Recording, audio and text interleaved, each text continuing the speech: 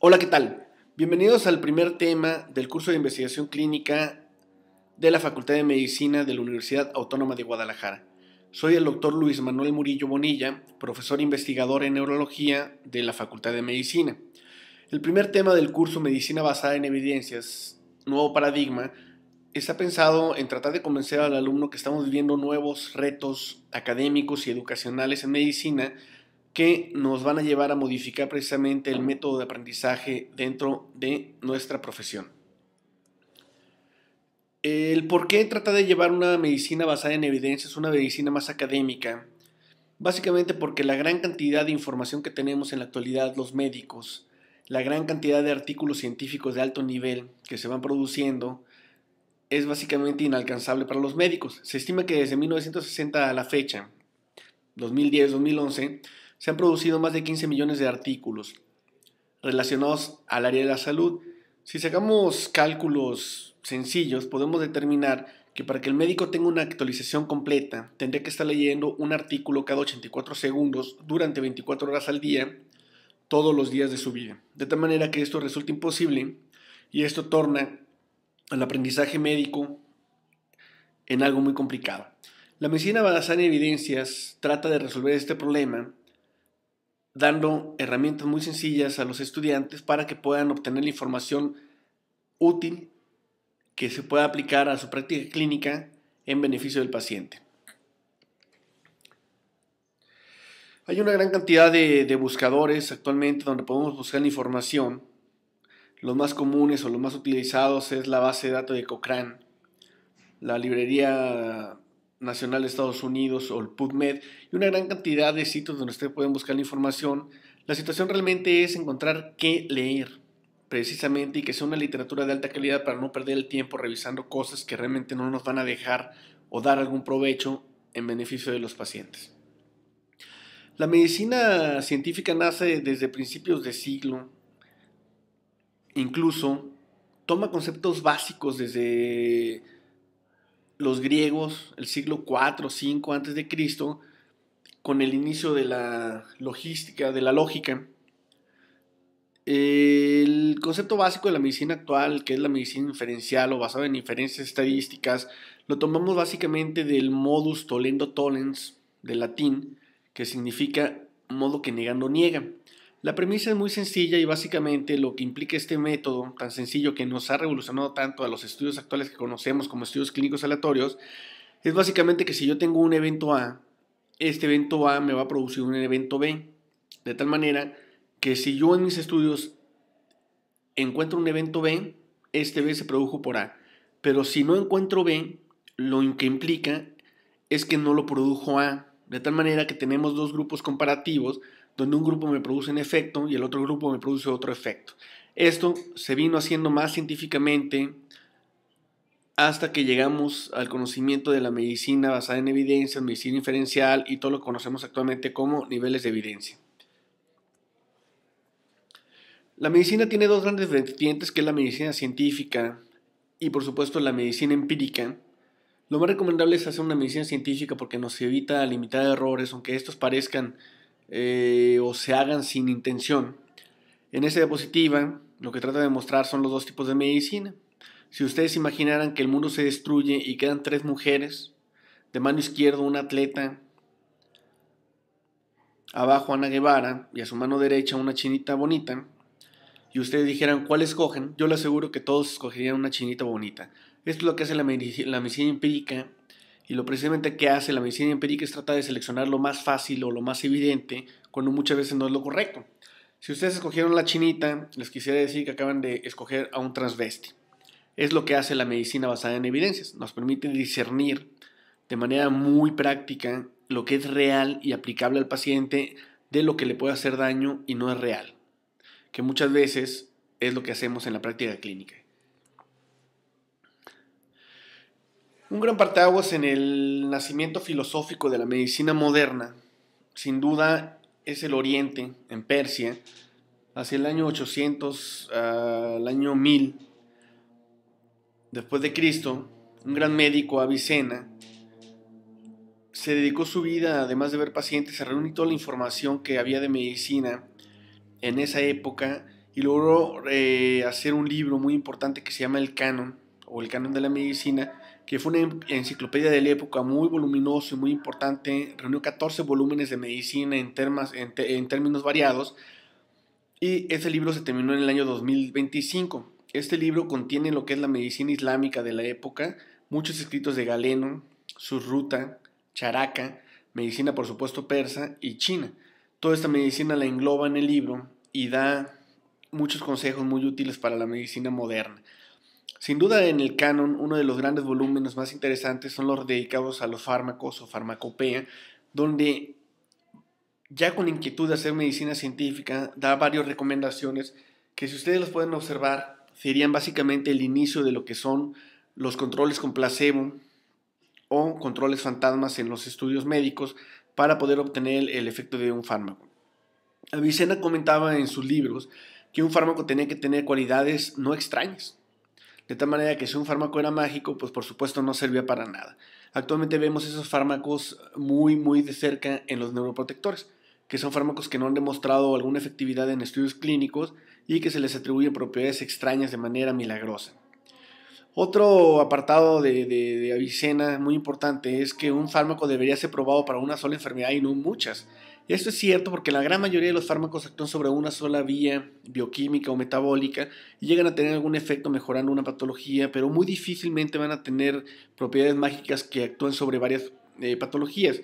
Ejemplos raros de estos fármacos que pueden tener acción múltiple, aunque no totalmente demostrado, puede ser la aspirina, que puede prevenir eventos vasculares cerebrales, cardiopatía isquémica, enfermedad arterial periférica. Incluso en algunos estudios sugieren que disminuye la frecuencia de demencia y por supuesto disminuye el riesgo de cáncer. De tal manera que fármacos raros pueden tener este efecto, pero la gran mayoría tienen un solo efecto para una sola patología. Otro apartado es que los fármacos deben ser comparados contra otras enfermedades.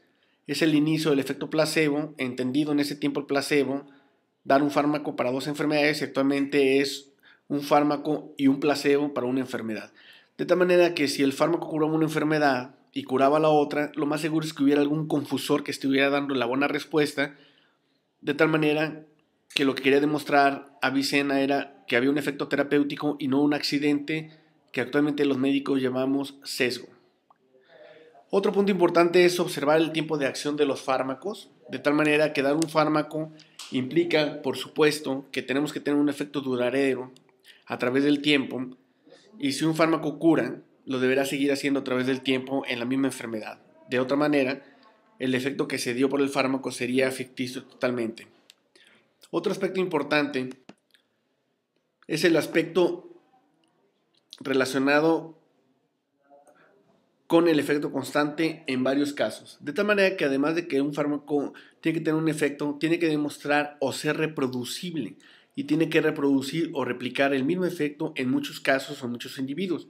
Finalmente, Avicena comentaba que los fármacos deben ser probados en humanos y no en leones o caballos, esto para fines clínicos, pero sin duda alguna ya comenta de alguna manera que los animales posiblemente deben ser sujeto de experimentación y los humanos sujetos de tratamiento y no de experimentación. Posterior a la época de Avicena, y no distinto del resto de las disciplinas científicas, vino en el mundo la época del oscurantismo, donde el conocimiento estaba básicamente en manos de pocos y la ignorancia en manos de muchos. Posteriormente a esta época, y gracias al nacimiento de grandes filósofos como Francis Bacon, René Descartes, Auguste Comte y otros más, se vino un desarrollo en el pensamiento humano que culminó sin duda alguna en el nacimiento de la revolución industrial y posteriormente en el gran avance tecnológico que tenemos en la actualidad. La medicina como ciencia no puede estar separada y está totalmente impregnada de tendencias filosóficas y por supuesto epistemológicas. Los filósofos que dieron categoría y realce al método científico sin duda alguna fue Francis Bacon, el primero de ellos, quien es considerado el padre del método científico. Él nació en Inglaterra, fue el padre del empirismo, una de las teorías que hablaba ya de empezar a tomar todo de cero hacia adelante y por supuesto tratar de quitar un poco la idea religioso o religiosa de los aspectos científicos de la humanidad. Él se propuso reorganizar el método científico o de estudio científico, y él percibía que el razonamiento deductivo destacaba a expensas del inductivo.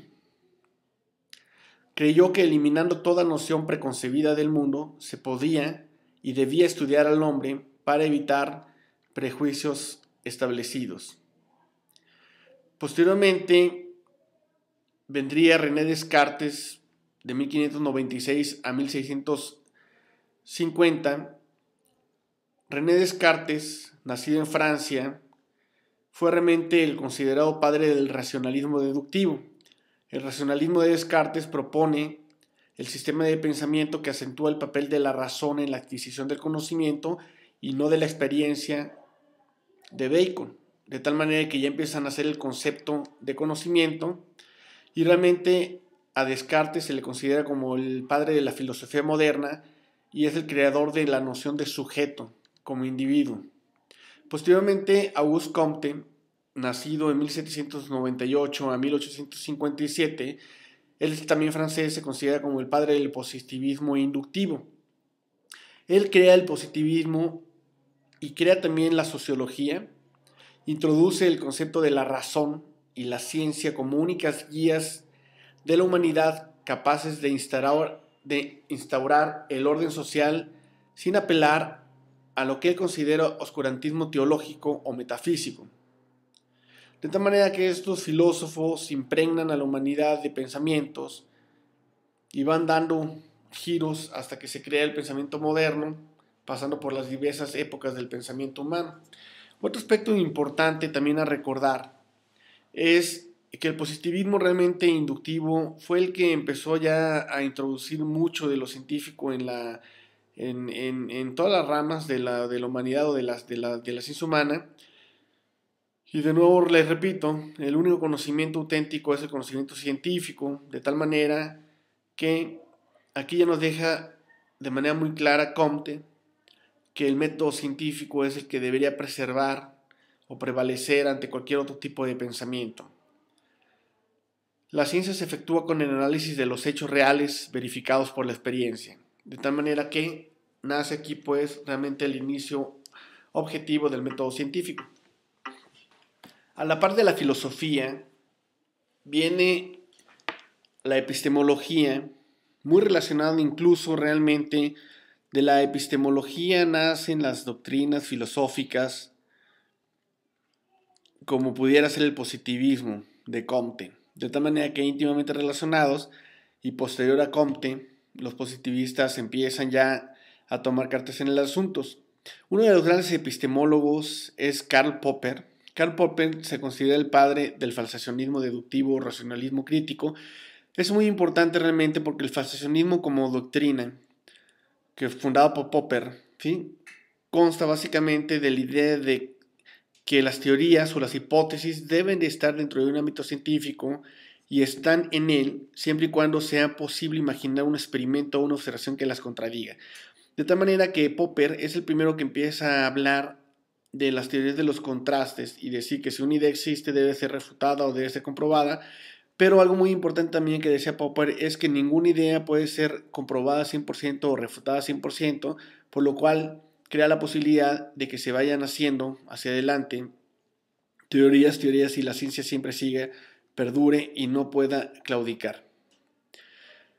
Karl Popper fue el padre, sin duda alguna, de los epistemólogos que tuvieron mucho que ver con el desarrollo de los métodos científicos, y posteriormente otros epistemólogos vinieron